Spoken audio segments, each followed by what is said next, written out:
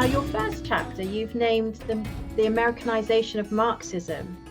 So let us know, when do you think the Marxism got Americanized? How, when, and how does this actually concern India?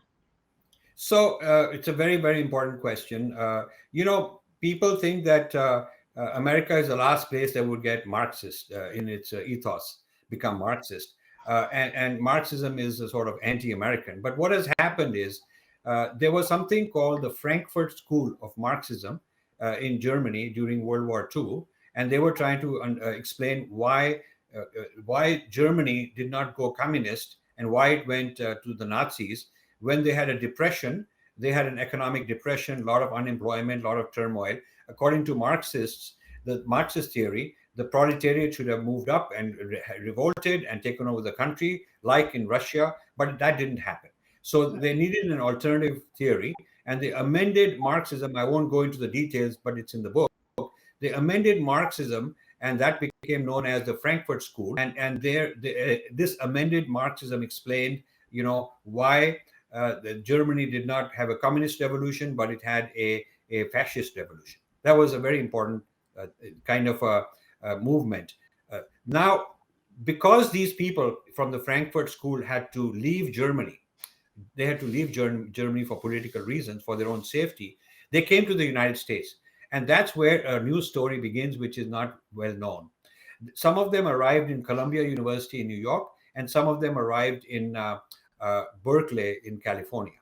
And so one gentleman in particular, Herbert Marcus, is very important.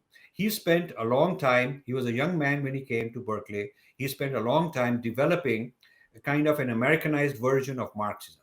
So he noticed that there were race riots. He noticed that there were many different ethnic communities in California, and they all had different problems. And there was this hidden racism with white supremacy at the top, invisible sometimes, and sometimes very conscious, very open. And there were all these racial minorities. So this Americanized version of Marxism was no longer about economic classes. It was also about races, because traditional Marxism is not race against race. It is an economic class against another economic class. And Marx was very clear. He did not want to differentiate among the classes or among the races. He wanted to differentiate only among economic strata.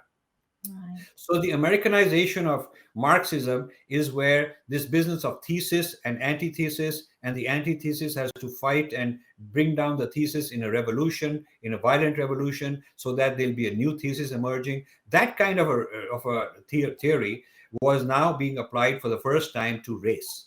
So it's race that has to rise and take over another race, take over the power from another race. And this is the Americanization of Marxism. Now, this Americanized Marxism later got turned into something called critical race theory. And this critical race theory stayed underground. It was only known in very limited leftist circles. Some academic people and a few people knew about it, but it was never taken seriously by the mainstream until the Black Lives Matter movement took on. And that happened with the killing of George Floyd. Yeah. There was so much sympathy. Everybody was wanting to support the Black Lives Matter movement. So that is when the Marxists took over the Black Lives Matter movement and used the Black Lives Matter movement to bring critical race theory into the mainstream. So the Americanization of Marxism is now in the form of critical race theory, which is being taught in schools and colleges, and it is everywhere. And you cannot be a liberal and not be supporting critical race theory, which means Marxism. So that is the Marxist chip inside. Marxism is the chip inside, the DNA of the critical race theory. And critical race theory's popular name is Wokism. That's the popular form. The critical race theory is more like an intellectual theoretical form. That was actually one of my questions later on, to describe what is this critical race theory, but you've explained that beautifully.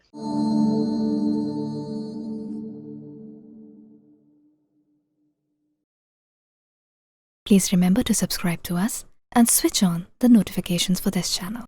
For our other social media links, more content, and to support our work, please visit citti.net. Dhanyavad. Namaskar.